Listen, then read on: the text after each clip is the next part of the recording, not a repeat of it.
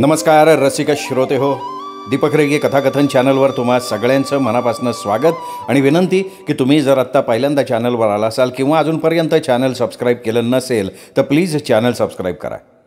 मित्रांनो, तुम्ही ऐकताय अभय बापट लिखित गेस्ट हाऊस ही कादंबरी आणि आज भाग दुसरा. आकृती, तुला नेमकं काय करायचं आहे? पाणिनी पटवर्धननी तिची सगळी हकीकत ऐकल्यावर विचारलं. सौम्याच्या मनात तिच्याविषयी सहानुभूती आणि लुल्लाबद्दल पराकोटीची चीड निर्माण झाली होती.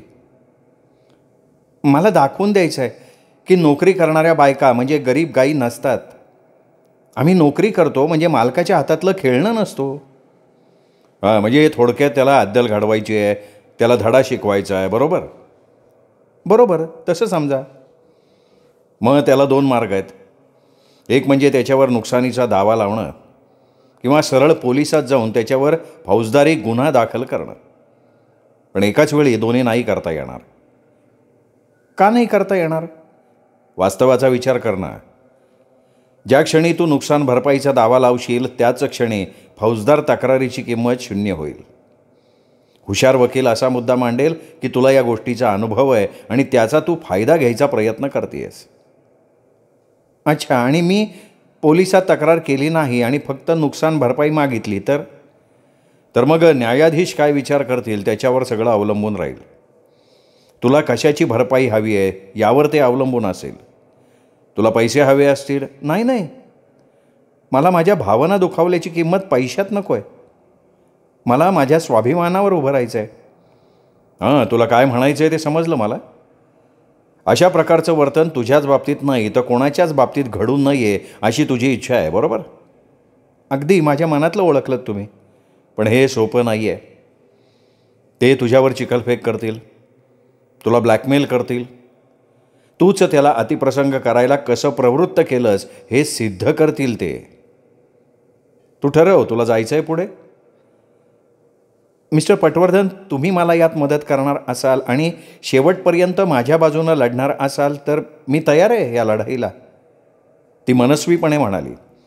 गुड गर्ल, पाणिनी खुश होऊन म्हणाला. सौम्या, कनकला फोन लाव, तातडीनं इकडं बोलवून घे. काय चाललंय ते तपनला कळेपर्यंत आपण हातात पुरावे गोळा करायला सुरुवात करू. मग तो आकृतीकडे वळाला आणि म्हणाला, तू म्हणालीस की तुझी गाडी त्याच्या अपार्टमेंट समोरच्या अग्निरोधकासमोर लावलीस, पण त्या जागी गाड्या लावायला परवानगी नसते. म्हणून मी मुद्दाम लावली त्या जागी, म्हणजे त्याला त्याच्यासाठी दंड व्हावा म्हणून. हे एक चांगलं झालं आपल्या दृष्टीने. आता त्याला पोलीस दंड तर आकारतीलच, शिवाय आपली गाडी इथे कशी याबद्दल त्याला बराच खुलासा देत बसावा लागेल पोलिसांच्याकडे. तो पोलिसांना काहीतरी रचून गोष्ट सांगेल की एका युवतीनं आक्रमकपणे माझ्या इच्छेविरुद्ध मला गाडीतनं बाहेर काढलं, भांडणं झाली आणि मग तिने ती गाडी तिथे लावली वगैरे वगैरे. काहीही सांगेल तो, पण कोर्टात तो उलट तपासणीच्या वेळी वेगळंच बोलेल असं मी बघेन. कोर्टात प्रकरण जाईल तेव्हा तूच आगळीक केलीस असं सिद्ध करायचा तो प्रयत्न करेल. म्हणजे तुला कंपनीत वरचं पद हवं म्हणून तू काहीही करायला तयार होतीस असं. तुला तो म्हणाला ना, या ऑफिसमधल्या एकीनं असेच प्रकार केले, तो म्हणेल ते केलं तिने आणि मग त्यांनी तिला वरचं पद दिलं. काय नाव आहे तिचं? पाणिनीने आकृतीला विचारलं. तिचं नाव अभिज्ञा बोरा. तिला मी ओळखत नाही पण खूप वेळा बघितलं आहे. तिचं वर्णन सांगता येईल तुला? हो, दिसायला एकदम चांगली आहे. 26-27 वय असेल. तिचे डोळे सोडले ना तर एखाद्या सौंदर्य स्पर्धेतसुद्धा वरचा क्रमांक पटकावला असता तिने. पण डोळ्यात एक विशिष्ट प्रकारचा नैराश्याचा भाव आहे तिच्या, किंवा पराभूत झाल्याची एक छाटा, आणि तेवढ्यात दारावर विशिष्ट प्रकारची टकटक केल्याचा आवाज आला.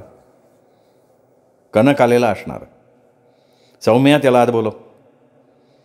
हे बघ आकृती, आता हा जो आत येईल ना तो कनक गुप्तहेर आहे. याच मजल्यावर त्याचं ऑफिस आहे. या शहरातला तो सर्वोत्तम गुप्तहेर आहे. माझं जवळजवळ सगळं काम तोच करतो. त्याला पाहिल्यानंतर प्रथमदर्शनी तो फार साधा आणि किरकोळ वाटतो, पण ते त्याचं बलस्थान आहे. तेवढ्यात कनक आत आला. पाणिनीने त्याची आणि आकृतीची ओळख करून दिली. लुल्ला कास्टिंग इंजिनिअरिंग कंपनीच्या लुल्ला कुटुंबाशी तुझा काही संबंध आला आहे किंवा त्यांची तुला काही माहिती आहे का कनक? पाणिनीने त्याला विचारलं. त्याचं काय? कनकनं कपाळावर आठ्या पाडत विचारलं. हे बघ, त्या कंपनीचं एक आउट हाऊस आहे टेकडीवर, एकदम अद्ययावत आहे. किचन, मद्यपानाची सोय, महागडं फर्निचर, जलतरण तलाव, असं सगळं काही आहे तिथे. हो, मला माहिती आहे कुठं आहे ते. तपन लुल्लाची गाडी काल त्याच्या अपार्टमेंट समोरच्या अग्निरोधकासमोर लावली होती. मला हवं आहे की ती कधी हलवली गेली, कुणी हलवली, आणि ती तिथे लावली गेल्याबद्दल त्या तपनला नेमकं काय म्हणायचं आहे. म्हणजे तो ती जबाबदारी स्वीकारतोय का नाकारतोय. आणि मला त्याचे मित्र कोण आहेत, कोणाशी तो मोकळेपणानं बोलू शकतो, ते सुद्धा हवं आहे. काल रात्री तो कुठे होता याबद्दल तो कोणाशी काही बोलला आहे का, आणि हे सगळं मला हवं आहे ते त्याला सुगावा लागू न देता. ओके. पाणिनीने फटाफटा सूचना देऊन टाकल्या. मिस सेनगुप्ता तुझी अशील आहे? पाणिनी तपननं विचारलं. हा, खरं तर मी तुला बाजूला घेऊन सांगितलं पाहिजे हे, पण आता वेळ नाही आहे तुझ्याकडे तेवढा, म्हणून तुला सांगतो, आणि तेही तिच्या समोर सांगतो. काल रात्री या तपन लुल्लाचा खून झालाय. कनकने पाणिनीवर बॉम्बच टाकला. पाणिनीचे डोळे विस्पारले. आकृतीच्या तोंडून गर्भगळीतून उसासा बाहेर पडला. जरा पुढे सांग मला सविस्तर. क्षणभरात सावरत पाणिनी म्हणाला. आता त्याचा चेहरा पूर्णपणे निर्विकार होता. मला ना दुसऱ्या एका प्रकरणात पोलिसांनी काय केलंय ते समजून घेण्यात रस होता, म्हणून मी रेडिओवर बातम्या लावल्या होत्या. त्यातच ही बातमी ऐकली. त्या बातमीत एवढंच सांगितलं की तपन लुल्लाचा खून काल रात्री झाला. त्याचं प्रेत कंपनीच्या आउटहाऊसमध्ये सापडलं. त्याला स्वयंपाकघरात वापरल्या जाणाऱ्या सुरीनं पाठीमागून भोसकलं गेलेलं आहे. बरं, संशयिताबद्दल काही सांगितलं? हां, पोलीस एका युवतीच्या शोधात आहेत जी काल रात्री त्याच्याबरोबर होती. कनक म्हणाला. ठीक आहे, तू तुझं काम चालू कर. पाणिनीने कनकला सांगितलं. मी कदाचित कनक काहीतरी सांगायला लागला, पण पाणिनीने त्याला थांबवलं. हे बघ कनक, वेळ कमी आहे, तू लगेच कामाला लाग. आपल्याला पाणिनी कटवतोय हे कनकनं ओळखलं. दोघेही जिवलग मित्र होते, त्यामुळे एकमेकांना काहीही बोलू शकत होते. राग, लोभ या पलीकडची मैत्री होती दोघांची. कनक झटक्यात उठला, आकृतीकडे बघून हसला. हे बघ, यापेक्षा चांगला वकील तुला मिळाला नसता बरं का. तू सर्वोत्कृष्ट माणसाची मदत घेतीयस. कनक तिला म्हणाला आणि तिथनं बाहेर पडला. आकृती, तू मारलंस त्याला? कनक बाहेर जाताच पाणिनीने विचारलं. तिने मानेने नकार दिला. तू तिथून बाहेर पडलीस तेव्हा किती वाजले होते? साधारण संध्याकाळचे 7 वाजले असावेत. आणि तुझे कपडे चिखलानं माखले? ती मानेनंच हो म्हणाली. तुझे कपडे फाटले सुद्धा? हो. तू त्याची गाडी चालवत आणलीस ना, आणि त्याच्या अपार्टमेंटसमोर अग्निरोधकापुढे लावलीस, बरोबर? तिने परत मानेनीच होकार दिला. गाडीतला आरसा असतो ना आकृती, तो आरसा हाताचे ठसे मिळवण्याच्या दृष्टीनं खूप महत्त्वाचा असतो. गाडी चालवताना माणूस अनेकदा त्याच्याही नकळत आपल्या बोटानं तो आरसा हलवत असतो. तू सुद्धा गाडीत तुझ्या उंचीनुसार तो आरसा हलवला असशील, हो की नाही? आता मी सांगतोय ना ते नीट ऐक. पळून जाणं हा गुन्हा केल्याचा पुरावा समजला जातो. गुन्ह्याची माहिती पोलिसांना न देणं हा सुद्धा गुन्हा समजला जातो.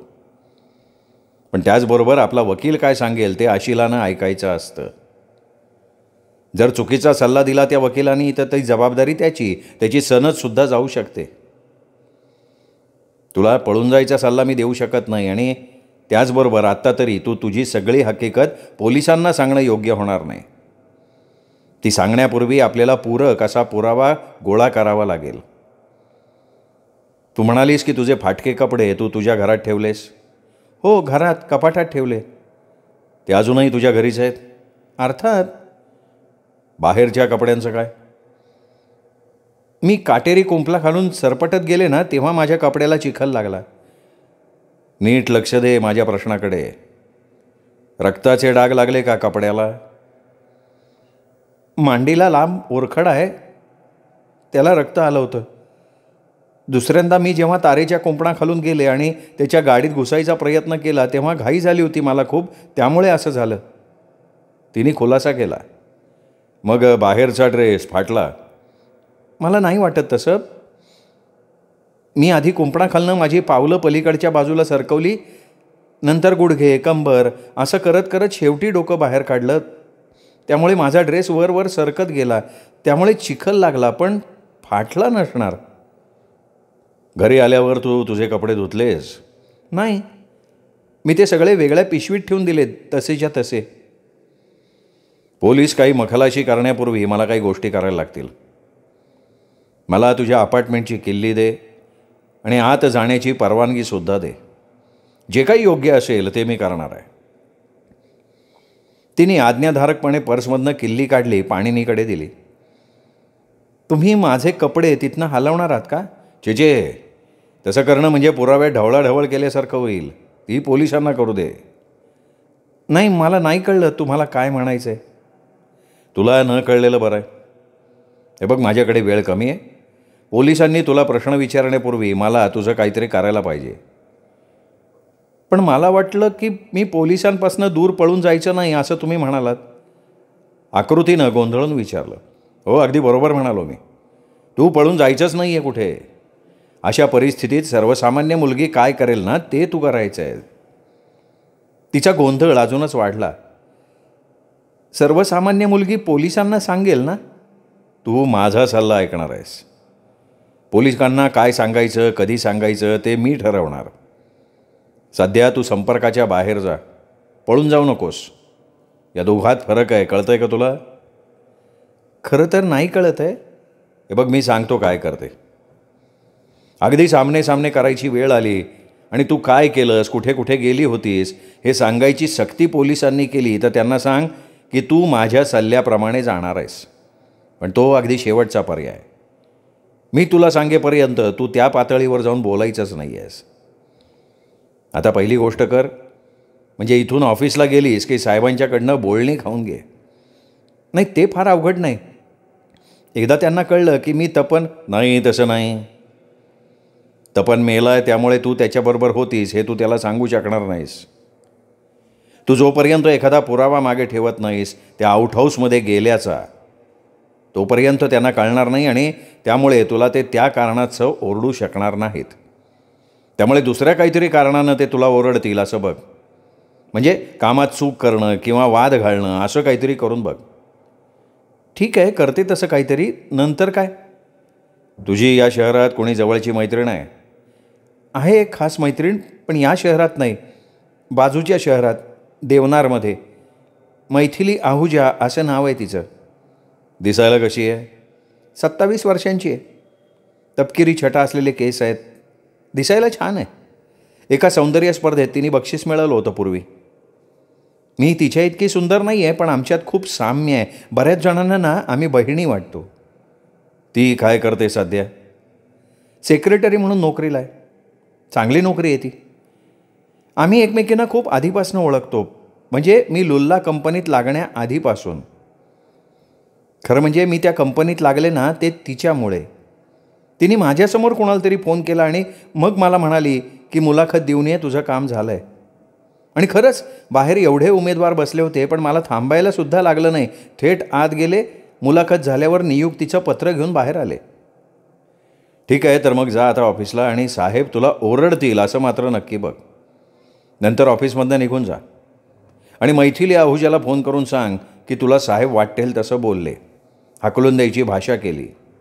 तपननं माझ्याशी खोडसाळपणा करायचा प्रयत्न केला, पण मी त्याला दाद दिली नाही. त्यामुळे त्यांनी माझ्याबद्दल साहेबांचे कान भरले आणि त्यामुळे साहेबांनी माझ्यावर आरडाओरडा केला. आता मला कामच करायचं नाही या ऑफिसात. आणि पुढे तिला सांग की तातडीनं मी तुला भेटायला येते आहे.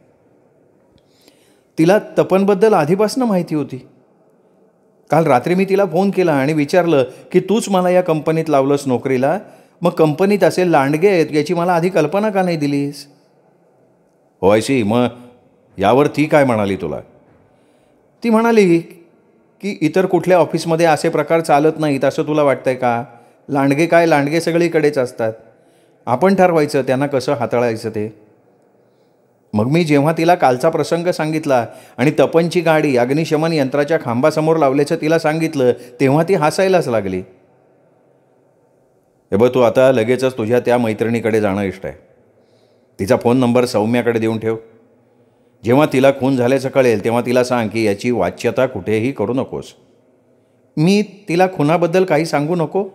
तिलाच काय, कोणालाच सांगायचं नाही आहे. आणि तिने मला विचारलं तर? ती नाही विचारणार. एखाद्या पुरुषाशी झटापट झाल्याचं तू मैत्रिणीला सांगितलंस तर ती असं विचारेल का की अगं तू अजून जिवंत आहे ना? आणि या मैथिली आहुजावर तू भरोसा ठेवू शकतेस ना? हो, 100%. खूप चांगली आहे ती. मग निघ आता तू तिच्याकडे जायला. मला माझ्या घराची किल्ली लागेल. मी घरी जाऊन ताजीतवानी होऊन कपडे बदलून तिच्याकडे जाणार आहे. तू असलं काहीही करणार नाही आहेस. तू इथून थेट तिच्याकडे जाणार आहेस. सौम्याकडे तिचा पत्ता, फोन दे, लगेच निघ, वेळ कमी आहे. संध्याकाळी बरोबर 5:40ला कनकनं पाणिनीच्या ऑफिसचा दरवाजा त्याच्या खास शैलीत वाजवला. पाणिनीनं सौम्याला मानेनं खूण करून त्याला आत बोलवायला सांगितलं. हाय सौम्या. आत येत असताना कनक म्हणाला, पाणिनी, तुला लुल्ला प्रकरणात अद्ययावत माहिती पाहिजे? अर्थात. काही विशेष आहे का? पाणिनी, या प्रकरणात तुला किती माहिती झाली आहे याची मला काही कल्पना नाही आणि मला ते माहीत करून घ्यायचंही नाही आहे. ही कंपनी काही विशिष्ट वस्तूंचं उत्पादन करते. त्यांची कारखान्याची जागा बंदिस्त आहे. म्हणजे कुणीही आलं, कुणीही गेलं आतमध्ये असं होत नाही. वरिष्ठ अधिकाऱ्यांना विशेष पार्किंग आहे. दारावर रखवालदार असतो, तो येणाऱ्या जाणाऱ्यांची नोंद ठेवतो. आत जाणाऱ्या वाहनावर कंपनीचं स्टिकर लावलेलं असतं ना, याच्याकडे तो लक्ष देतो, पण बाहेर जाणाऱ्या वाहनांकडे त्याचं फारसं लक्ष नसतं. वाहन बाहेर जाताना तो फक्त ड्रायव्हरकडे नजर टाकतो. ड्रायव्हर ओळखीचा दिसला तर काही बघत नाही, पण जर अनोळखी असेल तर गाडी थांबवतो, संपूर्ण चौकशी करतो. काल 5:45 वाजता तपन एका तरुणीला गाडीतून बरोबर घेऊन बाहेर पडल्याचं त्याला आठवतंय. त्यांनी पोलिसांना त्या स्त्रीचं वर्णन सांगितलंय. आत्ता तरी असं दिसतंय की ते वर्णन म्हणजे जे सर्वसाधारण वर्णन आहे ते म्हणजे गडद रंगाचे केस, वयाने तरुण वगैरे वगैरे, त्यातून तिला ओळखण्यासाठी पोलिसांना मदत होईल असं काही ते वर्णन नाही आहे. पोलीस असं गृहीत धरून चाललंय की तपननं त्या स्त्रीबरोबर कंपनीच्या टेकडीवरच्या आउटहाऊसमध्ये भेट ठरवली असेल आणि ते दोघे तिथे गेलेले असावेत, एकत्र दारू प्यायले असावेत. त्यांनी तिथलं स्वयंपाकघरातलं साहित्य वापरून आमलेट, डोसे बनवलेले असावेत आणि नंतर त्या दोघांमध्ये काहीतरी भांडण झालेलं असावं आणि त्या भांडणात तिने त्याला भोसकला. साहजिकच पोलीस त्या तरुणीला शोधून काढून तिला प्रश्न विचारण्यासाठी खूप उत्सुक आहेत. आणि बाहेर अशी बातमी आहे की तपन हा जरा स्त्री लंपट आहे. कनकनं माहिती पुरवली.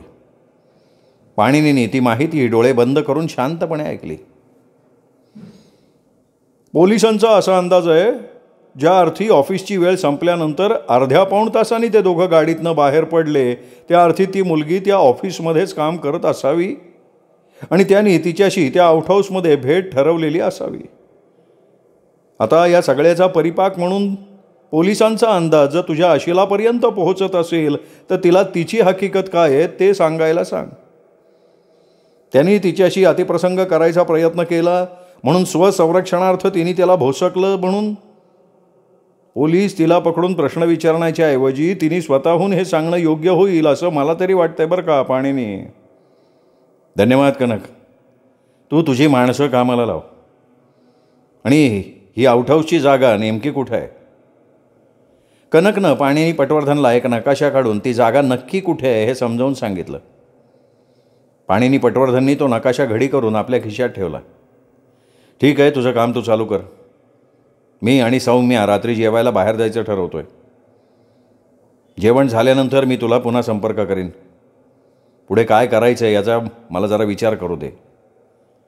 नंतर सौम्याकडे वळून पाणिनी पटवर्धन म्हणाला, पोलिसांना जरा 1-2 तास काम करू दे, मग त्यांना बरोबर उत्तर मिळेल आणि नंतर ते आकृती सेनगुप्ताला शोधायला सुरुवात करतील. सौम्या, तुझ्याकडे त्या आकृती सेनगुप्ताच्या मैत्रिणीचा फोन आणि पत्ता आहे ना, देवनारमधल्या? सौम्यानं मानेनं होकार दिला. हां, मग लाव तिला फोन लाव. फोन लावून ती सेनगुप्ता आहे का असं विचारू का? नाही, अजिबात नाही. मैथिली आहुजा आहेत का असंच विचार. सौम्यानं त्याच्याकडे पटकन नजर टाकली, फोन लावला.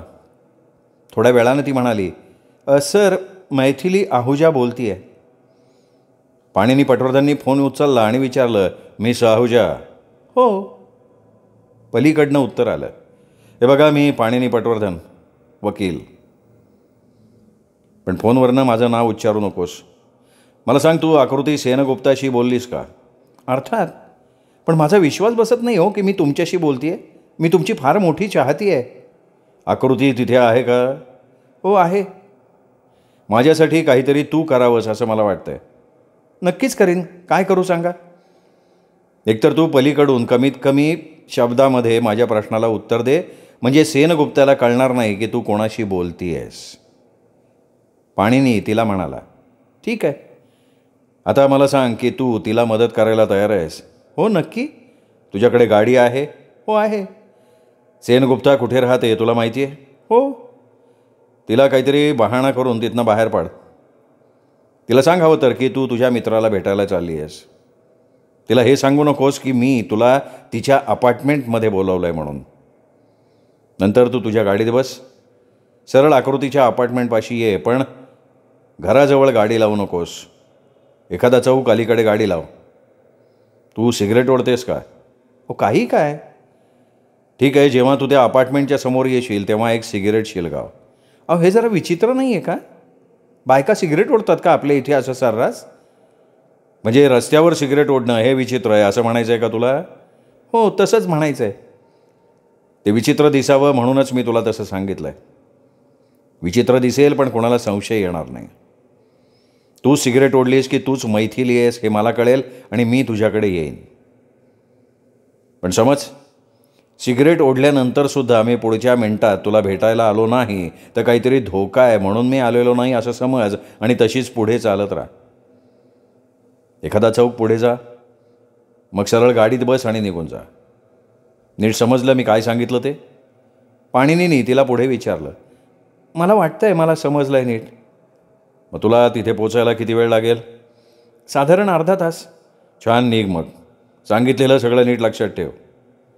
त्यांनी फोन ठेवून दिला आणि सौम्याला म्हणाला, तुला जरा इथे थांबायला लागेल फोनजवळ. माझ्याबरोबर तुला नाही येता येणार. माझा छोटा कॅमेरा दे मला आणि बॅटरीसुद्धा दे. आणखीन एक, आपल्या फोटोवाल्याला सांग की मला काही प्रिंट्स काढून घ्यायचे आहेत उशिरापर्यंत आज रात्री, तेव्हा स्टुडिओत थांब. तुम्हाला किती वेळ लागेल यायला? पण काळजी करू नका, मी थांबीन तुम्ही येईपर्यंत. पाणिनी पटवर्धन लगेच गाडी काढून निघाला. आकृती सेनगुप्ताच्या अपार्टमेंटपासून थोडी दूर गाडी लावली. आपला कॅमेरा घेतला आणि एका इमारतीच्या सावलीत सिगरेट शिलगावत सहज कोणाला दिसणार नाही अशा पद्धतीनं वाट बघत उभा राहिला. थोड्याच वेळात एक तरुणी झापाझापा चालत अपार्टमेंटजवळ आली. समोर थांबून तिने निवांतपणे सिगरेट बाहेर काढली, ओठात ठेवली. नंतर आपल्या पॅन्टचे खिसे चाचपून काडीपेटी शोधण्याचा जरा अभिनय केला, जेणेकरून पाणिनीचं लक्ष वेधून घ्यायला पुरेसा वेळ मिळेल अशी दक्षता तिने घेतली. एकंदरीत पोरगी तयारीची दिसत होती. पाणिनी खुश झाला, तिच्या दिशेनं गेला. मैथिली?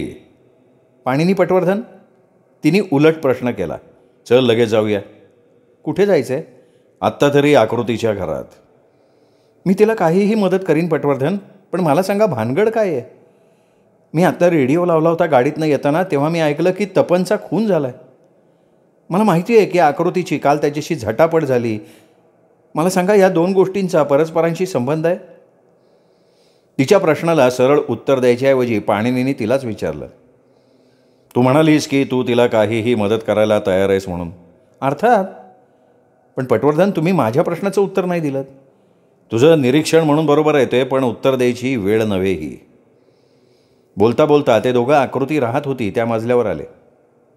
पाणिनीने तिच्या हातात किल्ली दिली आणि म्हणाला, तू पुढे हो, दार उघड.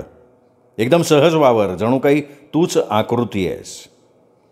तिने त्याच्याकडे प्रश्नार्थक नजरेनं बघितलं, त्याच्या हातातनं किल्ली घेतली, आत जाऊन दिवे लावले आणि पाणिनी पटवर्धनसाठी दरवाजा उघडा ठेवला. आता पुढे काय? तुला माझ्यावर विश्वास ठेवावा लागणार आहे. मी पहिल्यापासून ठेवला आहे विश्वास तुमच्यावर. आकृती म्हणते की तू तिची खूप जीवश्च कंठश्च मैत्रीण आहेस. हो आहेच मी. आणि तू मैत्रिणींशी खूप प्रामाणिक आहेस. हो मी प्रयत्न करते तसा. तू किती वर्ष तिला ओळखतेस? जवळजवळ 7 वर्ष. इथे येण्याआधीपासून तू तिला ओळखतेस? हो आम्ही एकत्र होतो पूर्वी. मग मी इथे आले आणि एकमेकींना बघितलंही नाही, भेटलोही नाही, पण आम्ही एकमेकींशी संपर्कात होतो. आकृती खूप चांगली मुलगी आहे. ती माझ्यासाठी काही करेल आणि मी सुद्धा तिच्यासाठी काहीही करीन. आणि तू खूप तिच्यासारखीच दिसतेस ग. होच, आश्चर्यच आहे ना ते. लोक आम्हाला बहिणी आहोत असंच समजतात. आकृती तिचे कपडे कुठे ठेवते माहिती असेल ना तुला? हो तिथे त्या कपड्यांच्या कपाटात. ते कपाट उघड आणि तू काय कपडे घालू शकतेस ते घाल. जा त्या बाथरूममध्ये जा आणि तिचे कुठले तरी कपडे घाल आणि तुझा तो ड्रेस काढून माझ्याकडे दे. आणि नंतर? नंतर जर का तुला कोणी प्रश्न विचारलं तर तू काहीही उत्तर देणार नाही आहेस. एकदम शांत बसून राहा. आता मला काही फोटो घ्यायचे आहेत. पाणिनी म्हणाला आणि त्यांनी त्याचा छोटा कॅमेरा बाहेर काढला. खोलीतले वेगवेगळे फोटो घेतले. ठीक आहे तर जा आता कपडे बदल. मैथिली थोडीशी अडखळली. मिस्टर पटवर्धन तुम्ही काय करताय हे तुम्हाला नीट माहिती आहे ना? मला नीट समजतंय सगळं. तू आकृतीला मदत करायला तयार आहेस ना, मग तेवढं पुरेसं आहे. आत्ता आपल्याला वाद घालण्यासाठी वेळ नाही आहे. आणि काय ग तू तुझे कपडे देवनारमधनंच खरेदी करतेस ना? हो हो जवळजवळ सगळे. त्यावर देवनारचं लेबल असेल ना? असेल की. बोलता बोलता तो खिडकीजवळ आला. त्याला खाली पोलिसांची गाडी दिसली, अगदी अपार्टमेंटसमोर. चल निघायला हवं आपल्याला, पोलीस आलेत खाली. हे सगळं आपण आत्ता जे केलं त्याची आकृतीला मदतच होईल ना? मला वाटतं की मदत झाली असती, पण आता उशीर झाला आहे. अचानक तिने निर्णय घेतला. आपला ड्रेस काढला. मला पटकन कपाटातल्या त्या हँगरला अडकवलेला ड्रेस द्या, ती म्हणाली. पण पाणिनीनं नकारार्थी मान हलवली. हे बघ आपल्याकडे तेवढा वेळ नाही आहे. माझं ऐका जरा, ती किंचाळत म्हणाली. पाणिनीने तिने सांगितल्याप्रमाणे हँगरचा ड्रेस काढला, तिला दिला. त्यांनी कपाटातून तिला दिलेला ड्रेस ती घालेपर्यंत पाणिनीने आपल्या खिशातनं एक छोटा चाकू बाहेर काढला आणि तिने काढून टाकलेल्या ड्रेसच्या कापडाचा एक तुकडा ओढून कापून काढला. ड्रेस घालता घालता तिने एका हातानं अपार्टमेंटचं दार उघडलं. घाईघाई दोघेही बाहेर पडले. बाहेर पडून लिफ्टच्या उलट बाजूला पॅसेजच्या दिशेनं जात असताना त्या मजल्यावर लिफ्ट थांबली आणि इन्स्पेक्टर तारकर आणि साध्या वेशातला एक पोलीस लिफ्टमधनं बाहेर पडताना त्यांना दिसले. हे बघ आता आपण 2 मजले खाली जिन्यानं उतरू. मस्तपैकी जिन्यात गप्पा मारत बसू. पण इमारतीत राहणारे काही लोक जर जिन्याचा वापर करत असतील तर? तरीसुद्धा आपण जिन्यातच हळू आवाजात कुठल्याही फालतू विषयावर गप्पा मारत बसू. म्हणजे 2 प्रेमी युगुल जशी एकमेकांना चिकटून बसतात आणि ते काय बोलतात हे इतरांनाही कळत नाही ना, तसं आपण गप्पा मारण्याचा आविर्भाव करू. तुला अभिनय कितपत येतो? येतो की बऱ्यापैकी. मी प्रयत्न करीन. पण हे असं किती वेळ चालू ठेवणार? अर्धा तास तरी करू. कदाचित जास्त वेळसुद्धा करायला लागेल. हे बघा मी स्वतःला तुमच्या हातात सोपवलं आहे. तुम्हाला जे योग्य वाटेल ते आणि जे कायद्यात बसेल ते करा. माझ्याकडनं करवून घ्या. थोडा वेळ ते गप्पा मारत बसले. मिस्टर पटवर्धन तुमची हरकत नसेल तर आता आपण आणखीन 2 जिने उतरून खाली जायचं का आणि आपण ठरवलेला अभिनय करायचा का? तिने पुढे विचारणा केली. ते 2 मजले उतरून खाली आले. एका पायरीवर बसले. आकृतीच्या ड्रेसचा पासारा तिने जरा आवरता घेतला आणि पाणिनीला तिच्या अगदी जवळ बसायला जागा करून दिली. पाणिनी पटवर्धननी एका मागोमाग एक सिगरेट ओढायला सुरुवात केली. त्याची थोटकं राख तिथेच साठवून ठेवली. हे बघितल्यावर कोणाला खरंच वाटेल की आपण दोघं खूप वेळ इथे गप्पा मारत बसलो होतो. अगदी बरोबर बोललेस. मिस्टर पटवर्धन तुमचा हात खूप लांब आहे. लांब म्हणजे? अहो तो माझ्या कमरेभोवती लपेटा. आपण प्रेमिक असल्याचा अभिनय करतोय का नाही? मग माझ्याजवळ बसा. हां, आणि मी तुमच्या खांद्यावर मान ठेवून विचारते की तुम्ही एवढ्यात कुठलं चांगलं पुस्तक वाचलं आहे का? मला पुस्तक वाचायला वेळ नाही होत. एखाद्या प्रियकराला शोभेल असं तिच्या डोळ्यात बघत पाणिनी तिच्या कानात कुजबुजला. तुमचं आयुष्य खूप रहस्यमय आहे. मी वर्तमानपत्रातनं अनेकदा तुमची कोर्टातली गाजलेली प्रकरणं अभ्यासली आहेत. मी जी प्रकरणं हाताळतो, मी जे कोर्टात बोलतो त्यामध्ये न्यायाधीशांना रस वाटेल याची मी दक्षता घेतो. नाहीतर दैनंदिन कामकाजाचा एक भाग म्हणून ते सगळ्या गोष्टींकडे रुक्षपणे बघतील आणि आपल्याला हवा तो निकाल देतील असं नाही. आपण आपल्या वागणुकीतून, बोलण्यातनं त्यांच्या मनात रस निर्माण केला तर ते आपला प्रत्येक शब्द काळजीपूर्वक ऐकतात, असा माझा तरी अनुभव आहे. एकदा त्यांचा रस संपला की तुमच्या दृष्टीनं तुम्ही तो दावा हारलात असंच समजावं लागतं. म्हणजे तुमचे अशील हरले असं समजावं लागतं. माझ्या दृष्टीनं मी हरणं आणि माझा अशील हरणं अर्थ एकच आहे. सगळे वकील नाही असा विचार करत. पुढचा अर्धा तास ते असंच काहीतरी बोलत राहिले.